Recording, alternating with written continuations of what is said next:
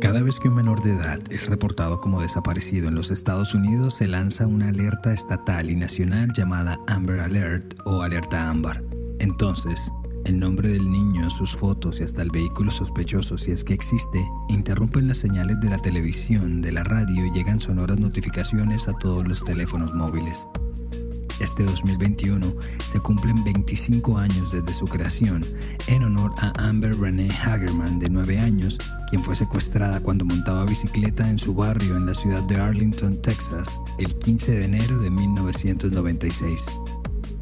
Luego, cada estado de la Unión fue agregando las Amber Alert o sus similares, hasta que, cobijados por el Departamento de Justicia, esta se implementó de forma nacional en el año 2000. Sin embargo, muchas veces el peligro y la muerte deambulan por los pasillos de la propia casa. Yo soy Luis Badel y en este capítulo de Crímenes Bizarros hablaremos del asesinato de JonBenét Ramsey, la niña con cara de ángel.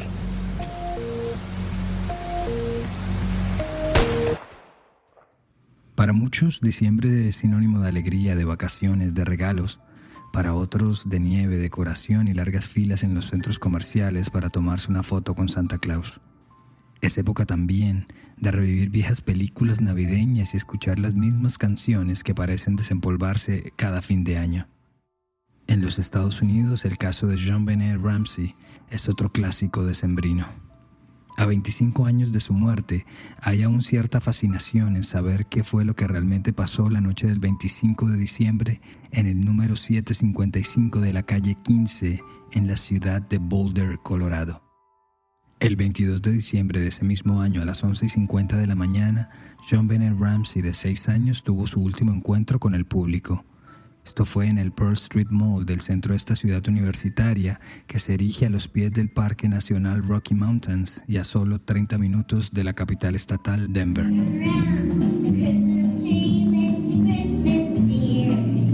Cantaba Rocking Around the Christmas Tree y estaba vestida con un elegante conjunto rojo brillante, como si fuera uno de estos ayudantes de Santa Claus. También tenía un mini sombrero de vaquero, rojo por supuesto, sobre la parte derecha de su cabeza, a la vez que tocaba un brillante saxofón de juguete. Esa mañana de domingo, un centenar de compradores la observaron radiante. Si ella no estaba feliz, por lo menos lo actuaba muy bien. Con su actitud, con su desparpajo y dulzura, compensaba esos imprevistos tonos desafinados de su canto. Ella sabía reír, sabía dónde dirigir la mirada. Se le notaba, si se quiere, cierto profesionalismo en eso de los performances ante el público. Y vaya que sí lo tenía. JonBenét estaba inmersa en el mundo de los concursos de belleza infantil y tenía varios títulos en su haber.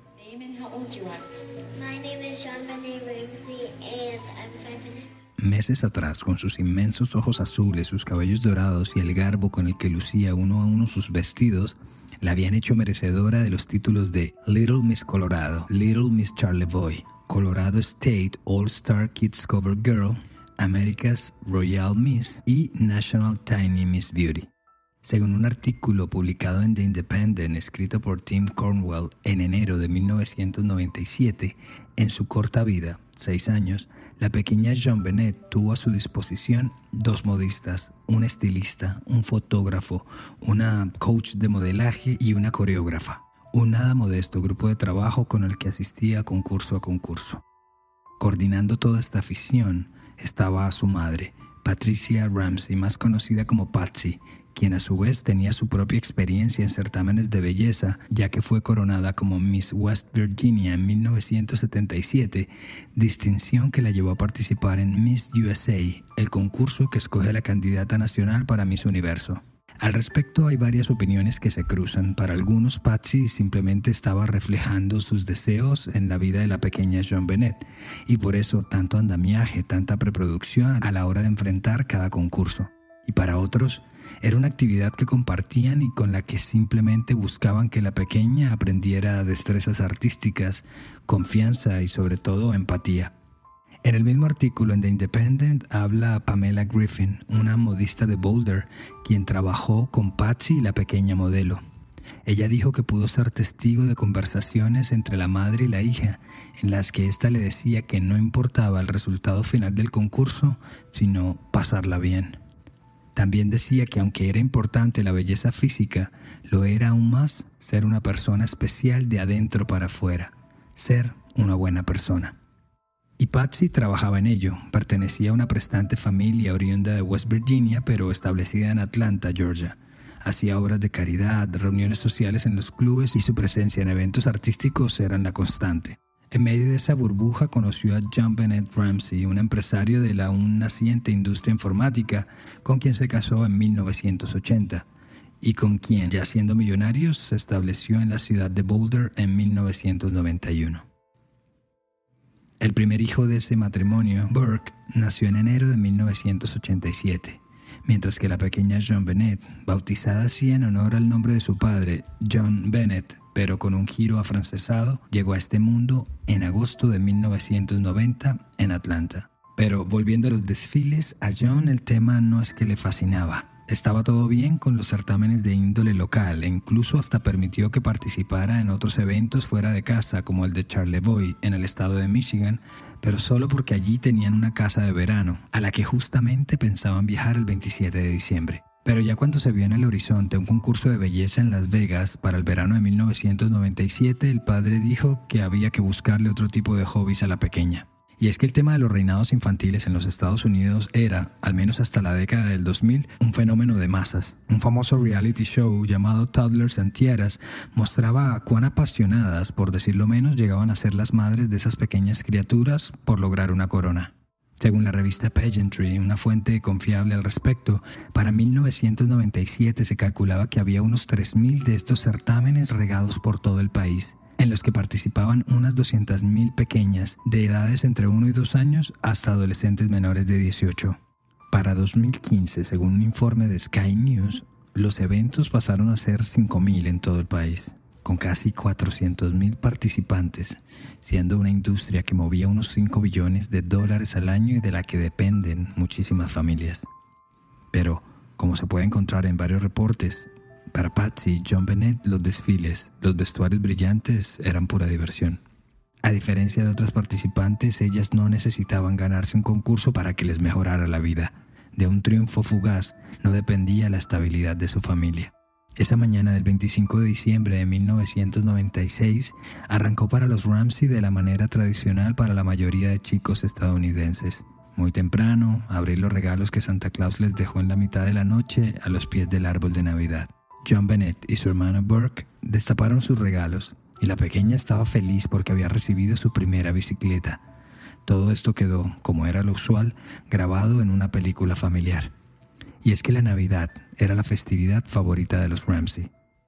Las 8 habitaciones de su casa de 3 pisos, hecha bajo el estilo arquitectónico Tudor, rodeada por árboles y zonas verdes a pocas cuadras de la Universidad de Colorado, estaban decoradas a más no poder. Mientras la mayoría de familias se toman una foto frente al árbol iluminado y con ornamentos y luego la envían a sus allegados, de ahí viene la expresión la postal navideña, los Ramsey grababan un video. Hello, I'm Patsy Ramsey. Daddy's not here, but this is Jean Benet. She's 4, Burke is 7, and we'd like to welcome you to our home and wish you a very Merry Christmas. En el de 1994, por ejemplo, es decir, 2 años antes de la tragedia, dejaron ver que había un árbol de Navidad en cada uno de los espacios de la casa, en la sala, en el comedor, en las habitaciones, en la entrada, en el estudio. Incluso hay una escena que muestra el interior del cuarto de la pequeña Joan Bennett decorado de rosa y con su propio árbol de Navidad encendido a los pies de su cama, lleno de brillantes y delicados adornos. En la noche del 25, los Ramsey se fueron a cenar a la casa de los White, una familia amiga. Según los reportes, llegaron a su casa pasadas las 10 de la noche y se acostaron a dormir. John, el padre, ha dicho en varias entrevistas que la pequeña Joan Bennett llegó dormida y que luego de dejarla en su recámara, activó las alarmas y todos se fueron a la cama. Sin embargo, la tragedia los esperaría el día siguiente. A las 5:30 de la mañana, Patsy se levantó de la cama y como todos los días se dispuso a bajar a la cocina para poner a hacer el café del desayuno. Pero cuando estaba en la mitad de la escalera en espiral que conecta el segundo con el primer piso, se encontró con unas hojas de papel, de esas de blog, tamaño carta, escrita a mano en los últimos peldaños. Al leerlas, dio un grito que despertó a su esposo John. Señor Ramsey, escuche cuidadosamente. Somos un grupo de individuos que representan una pequeña fracción extranjera. Nosotros respetamos su empresa, pero no al país que sirve. En estos momentos tenemos a su hija en nuestro poder. Ella está bien y a salvo, y si quiere que llegue a ver 1997, debe seguir nuestras instrucciones al pie de la letra. Así empezó la que resultó ser la nota de recompensa que les comunicaba del presunto secuestro de su hija.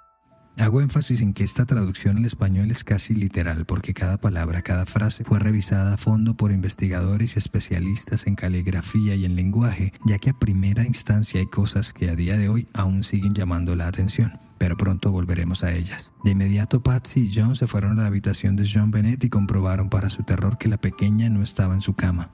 Empezaron a llamar su nombre por todo el segundo piso. El bullicio despertó a Burke y, muy en contra de las instrucciones que venían en la carta, la mujer llamó al 911. Police! What's going on? 515th Street. What's going on there, ma'am? We have a kidnapping. Hurry, please. Explain to me what's going on, okay? There's a note left and our daughter's gone. Eran las 5:52 de la mañana. El oficial de la policía de Boulder, Rick French, respondió al llamado de la radiooperadora y 3 minutos más tarde estaba frente a la casa de los Ramsey. Primeros reportes afirman que French leyó la carta de rescate e hizo un recorrido por la casa revisando ventanas, puertas, salidas al jardín o cualquier indicio que pudiera demostrar la existencia de una entrada forzada a la residencia. Recorrió los 3 pisos de la casa, el tercer piso donde estaba la recámara de Patsy y John, el segundo donde estaban los cuartos de los niños y un par de habitaciones para los visitantes, así como la primera planta. También bajó al sótano. En una primera instancia se supo que el oficial French bajó al inmenso sótano de la casa y recorrió la sala de lavado de ropas, la alacena, el cuarto de hobbies donde estaban todos los elementos artísticos de Patsy y solo le faltó por abrir una pequeña puerta que estaba sellada con un pasador de madera que conducían al que ellos llamaban un cuarto de vinos, pero que hasta ese instante no estaba adecuado como tal. Según quedó consignado en el reporte policial, el uniformado no abrió la mencionada puerta pues estaba a la búsqueda de vías de salida de un presunto invasor. En su razonamiento, según un artículo publicado en la revista Newsweek en septiembre de 2016, al estar cerrada la puerta desde adentro, este presunto invasor no habría tenido cómo salir y dejarla asegurada de nuevo, así que no la abrió. Lo cierto es que mientras el oficial hacía su rutina de inspección, la casa se iba llenando de amistades de los Ramsey que, alarmados, llegaron a ayudar a las tareas de búsqueda. También lo hicieron investigadores del FBI procedentes de Denver, todos a la espera de una llamada telefónica que harían los secuestradores entre las 8 y las 10 de la mañana, tal y como lo dejaron consignado en la nota de recompensa. Pero la llamada nunca llegó. A eso de la 1 de la tarde, la detective Linda Arndt le pidió a John y a su amigo Fleet White, el anfitrión de la noche anterior, a que hicieran un rastrillaje de la casa, cuarto por cuarto, piso por piso. Fue durante esa nueva búsqueda que John abrió esa puerta en el sótano que estaba cerrada y que el oficial French había descartado unas horas antes. Fue allí cuando descubrió con horror el cuerpo sin vida de la pequeña Jean Bennett, boca abajo, envuelta en su cobija favorita. La niña tenía su boca tapada con una cinta gris, sus manitas estaban atadas con cordones y tenía un cable alrededor de su garganta. Pero no era un cable cualquiera, era la versión casera de un dispositivo llamado garrote, una cuerda con palos en sus extremos, en este caso, o con anillos también, que permiten un mayor agarre a la hora de ser usada. Es una arma especializada, famosa en las películas de la mafia o de espías. James Bond sacó un garrote de su reloj para defenderse y Luca Brasi en El Padrino murió estrangulado por el uso de un garrote. Dato curioso, el palo usado para atar la cuerda de este garrote improvisado resultó ser la mitad de un pincel que usaba Patsy. Pero siguiendo con el horror, la niña estaba vestida con ropa interior blanca y tenía también unos long johns, unos interiores largos, una suerte de medias pantalón usados principalmente en los días de invierno. También había indicios de que la pequeña JonBenét había sido abusada sexualmente con objetos, particularmente con un pedazo de pincel, algo así como el utilizado en el garrote. Según dijo su padre John en una entrevista a la cadena ABC, su primera reacción fue pegar un grito, desgarrado, de rabia. Su amigo Fleet, con quien realizaba la búsqueda en el sótano, se asomó a la escalera que conduce a la primera planta y gritó: «Llamen al 911». John le quitó la cinta de la boca y del cuello a la nena. Trató de deshacer los nudos de sus muñecas, la abrazó y una vez cargada en sus brazos, subió la escalera y la dejó en el piso de la cocina ante la mirada y las lágrimas contenidas de todos. La detective Arndt recordó en una entrevista a CBS años después que sintió miedo.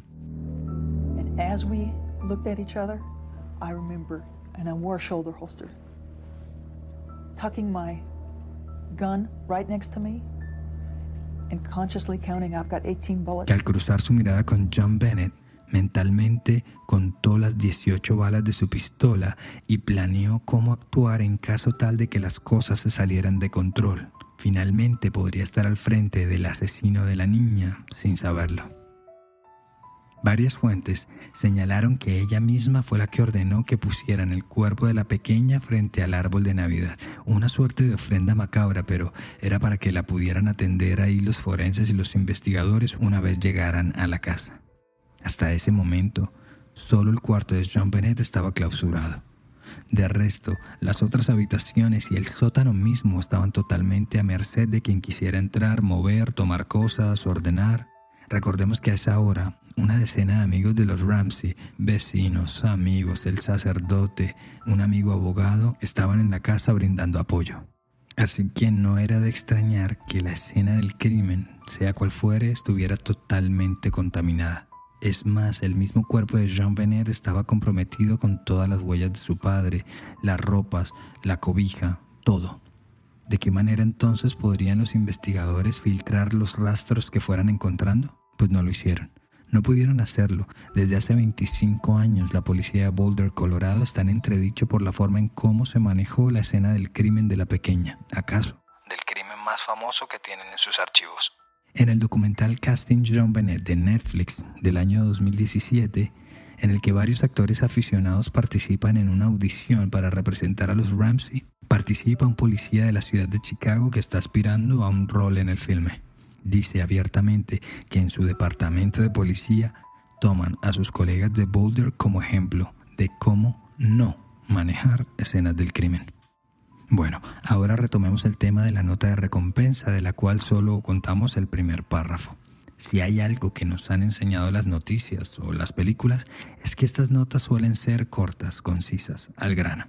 La nota dirigida a los Ramsey tenía 2 hojas y media. Es decir, que alguien se tomó todo el tiempo del mundo para escribir 2 hojas y media de información que, analizada en detalle, dejaba muchas suspicacias flotando en el aire. Una de ellas fue el lenguaje usado. Aunque simulan cometer errores de ortografía, contiene palabras un poco elaboradas, tal vez no de uso común, tipo attaché, ese portafolio duro para cargar dinero. También utilizan hence, que sería una versión más elevada de therefore y que significa como en consecuencia o por ende. También llama la atención saber a qué se referían con una pequeña fracción extranjera, que pretendían con respetamos a su empresa pero no al país que sirve. ¿Será que intentaban hacerlo pasar como terrorismo internacional? En 1996, cuando geopolíticamente todo estaba en calma más o menos. Además, si eran yihadistas, espías rusos, de Hamas, de la ETA o de la guerrilla, ¿por qué no decirlo abiertamente, de frente? ¿Por qué presentarse como un grupo chico? Así, al menos, no lo hacían los enemigos declarados de Estados Unidos. Otro detalle llamativo fue la suma de dinero que pidieron. Usualmente, dirían los ejemplos, los secuestradores piden cifras altas, muy altas, como para poner en verdaderos apuros a los familiares de las víctimas. Y aunque los Ramsey eran millonarios, estos presuntos secuestradores internacionales solo pidieron $118,000. No 120, no 110, 118. Un número raro, ¿verdad? ¿Por qué no pedir $500,000, $1 millón? Luego los investigadores se dieron cuenta que ese había sido exactamente el monto que había recibido John Bennett Ramsey como un bono en su empresa. Es decir, que las miradas apuntarían a un pequeño grupo de personas que conocían exactamente esa suma. Un detalle más es que pareciera que los secuestradores no conocen muy bien el modus operandi de los rescates. En un tramo de la carta dicen que una vez recibido el dinero coordinarían los detalles del delivery, de la entrega de la pequeña. Y luego como que se dan cuenta y tachan la palabra delivery y la cambian por pickup, es decir, para establecer un punto donde la debían recoger sus padres. Además, según recopiló el detective Lou Smith de la policía de Boulder, Colorado, la nota parece recordar un poco las frases de varias películas de acción. Entre ellas, Ransom, protagonizada por Mel Gibson, donde, curiosamente, un millonario dueño de una empresa de software le secuestran a su hijo. O Speed, de Keanu Reeves y Sandra Bullock, cuando piden la recompensa. Volviendo al caso como tal, a las 10:45 de la noche del 26 de diciembre de 1996, el cuerpo de la pequeña John Bennett fue retirado de su vivienda rumbo a los laboratorios forenses. Y es entonces cuando empieza un festival de acusaciones y teorías de la conspiración. En 1996 no hay redes sociales y todo lo que se conoce es a través de los noticieros, las revistas y periódicos que se apostaban afuera de la casa de los Ramsey. Se estaban dando un festín. Obviamente las primeras miradas apuntaron hacia ellos. No había signos de entrada forzada en la casa. Todo ocurrió en su misma residencia y además la nota de rescate había sido escrita con hojas de una libreta familiar. El arma especializada, el garrote fue hecho con parte de un pincel de Patsy. Pero sobre todo, el hecho que más llamó la atención fue que la familia decidió no hablar con la policía en el curso de las investigaciones. Voluntariamente el 28 de diciembre la familia en pleno, John, Patsy y el pequeño Burke, fueron a la estación de policía. Dejaron sus huellas dactilares, muestras de su pelo y hasta pruebas de su escritura para descartar que alguno de ellos hubiese escrito la nota de rescate. Pero eso fue todo. Con la policía de Boulder no hubo más contacto. Al día siguiente, el 29, la familia viajó a Atlanta, Georgia, donde se llevarían a cabo las exequias de la pequeña John Bennett. Allí asistieron unas 200 personas que acompañaron su féretro a la localidad de Marietta, donde fue sepultada al lado de una media hermana, hija del matrimonio anterior de su papá y quien murió en 1992. Pero, sorpresivamente, al día siguiente, el 1 de enero, John y Patsy rompieron su silencio, el mismo que habían elegido días atrás por estar llenos de embargo y dolor, y decidieron darle una entrevista a Brian Cable de la CNN que se transmitió a nivel nacional en horario prime time. There is a killer on the loose. I don't know who it is. I don't know if it's a he or a she. But if I were a resident of Boulder, I will tell my friends to keep your babies close to you. There's someone out there. Allí Patsy pronunció su famosa frase: "Hay un asesino suelto. Si yo fuera residente de Boulder, le diría a mis amigos que mantuvieran a sus bebés, a sus hijos muy cerca de ellos. Hay alguien merodeando allí afuera". Sin embargo, la misma policía de Boulder ya había descartado esa hipótesis. Luego de la autopsia, el 4 de enero se conoció que el cráneo de John Bennett había sido fracturado. Tenía un quiebre de unas 8 pulgadas, unos 24 centímetros, que al parecer habrían sido propiciados por un fuerte golpe, en este caso de una linterna. ¿Recuerdan el documental de Netflix? Pues allí también pusieron a niños actores de 9 años a golpear sandías con una linterna para ver si tenían la fuerza suficiente para romperlas. Y si se están preguntando por qué, la razón es sencilla. La teoría de que Burke, el hermano de John Bennett, la había asesinado por accidente, había tomado algo de fuerza. Su padre, John Bennett, lo contó a la cadena ABC. Siempre quisimos proteger a Burke de todo el asedio de la prensa. Un día que pudieron salir sin que los periodistas lo notaran, se fueron a un mall y en una tienda, en uno de los puestos de revista, encontraron una publicación que afirmaba en primera plana que Burke había matado a su hermanita. Es más, en el programa 2020 de periodismo investigativo de la cadena ABC, entrevistaron a la operadora al 911 que recibió la llamada fatídica ese 26 de diciembre. Ella dijo que luego de hablar con Patsy, el teléfono no quedó bien colgado y se podía escuchar de fondo lo que parecía ser una conversación.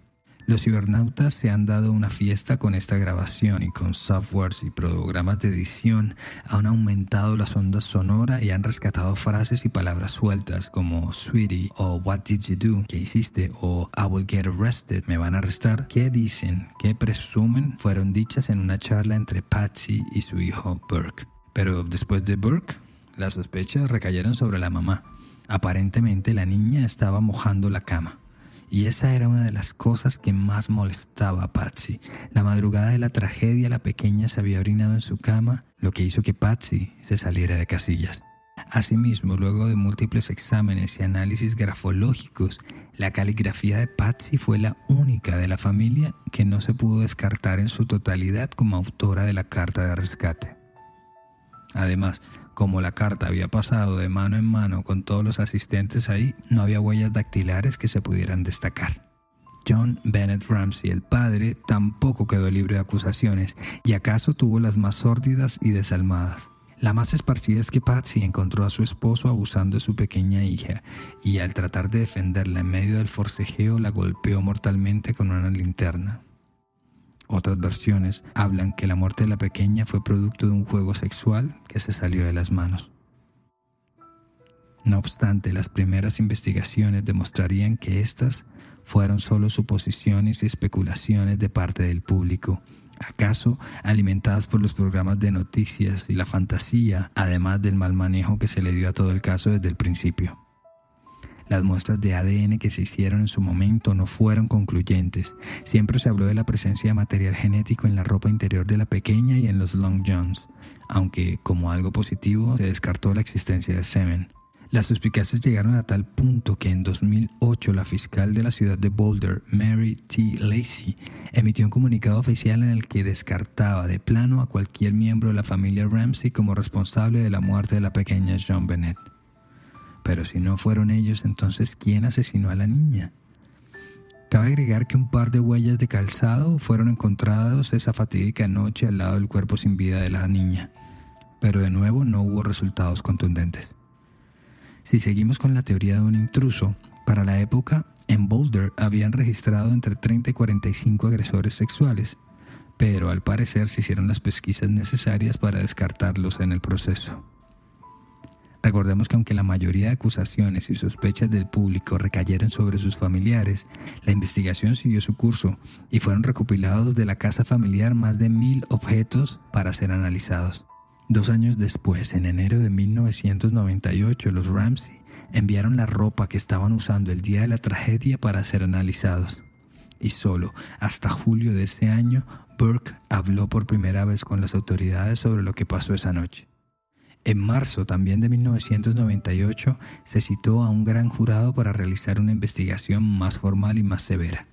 Y durante meses se fueron presentando las renuncias de los investigadores, desde la de Linda Arndt, la primera detective del caso, como las del veterano detective Lou Smith o el investigador estatal que llegó desde Denver a apoyar la investigación, Steve Thomas.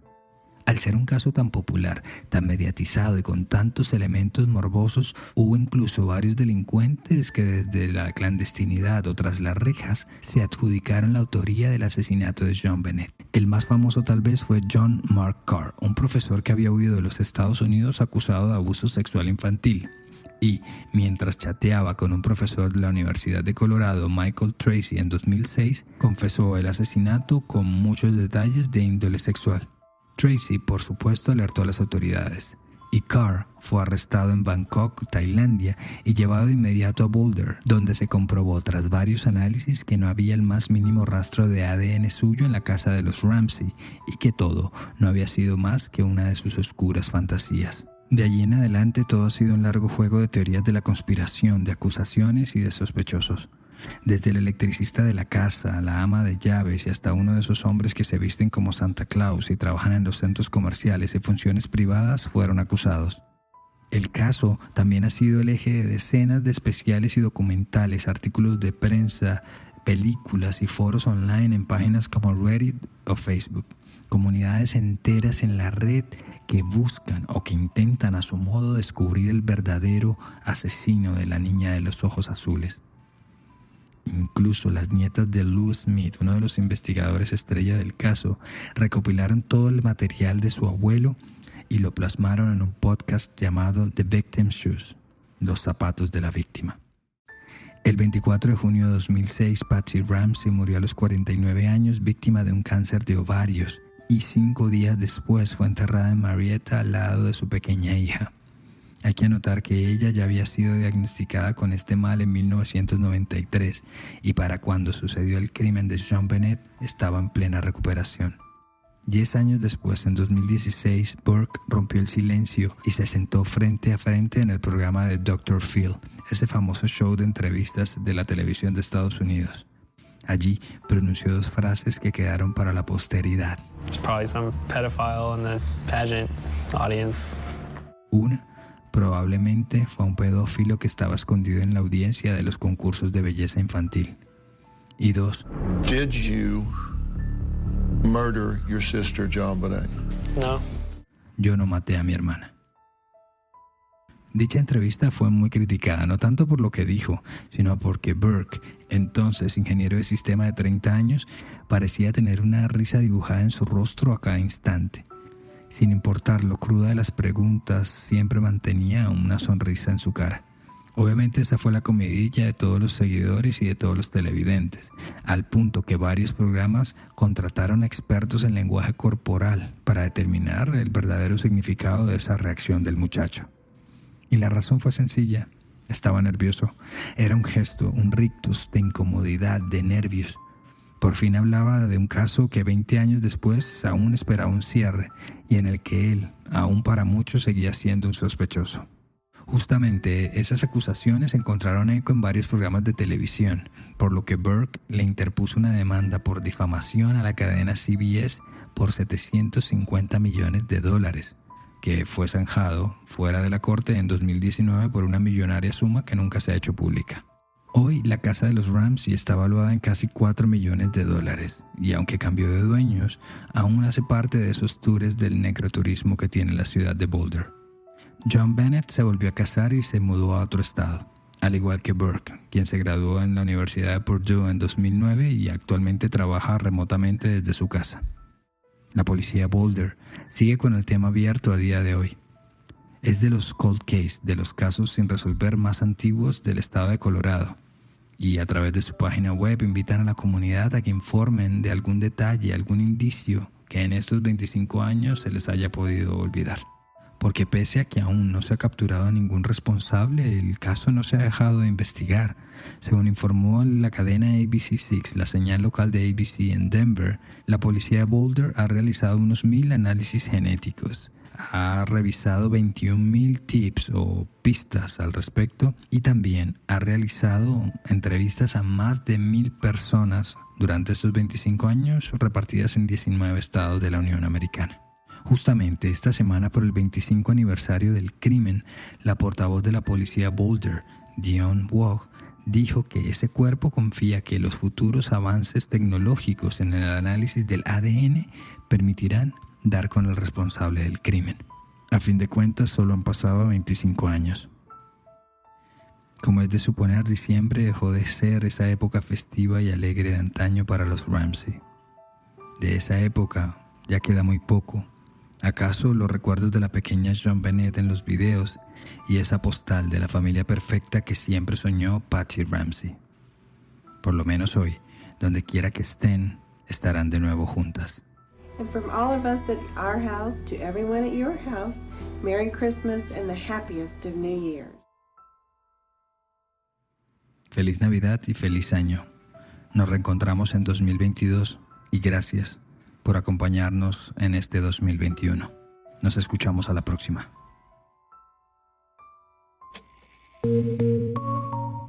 Gracias por llegar al final de esta edición de Crímenes Bizarros, un podcast de Iguana Media. Este episodio fue escrito y producido por mí, Luis Badel. Y ya lo saben, suscríbanse en sus plataformas digitales favoritas y pasen la voz con sus amigos. Cualquier mensaje o sugerencia de temas lo pueden hacer en @crímenesbizarros en Instagram o Facebook. Y para mayor información sobre el tema de hoy, visita iguanamedia.net. Nos escuchamos a la próxima.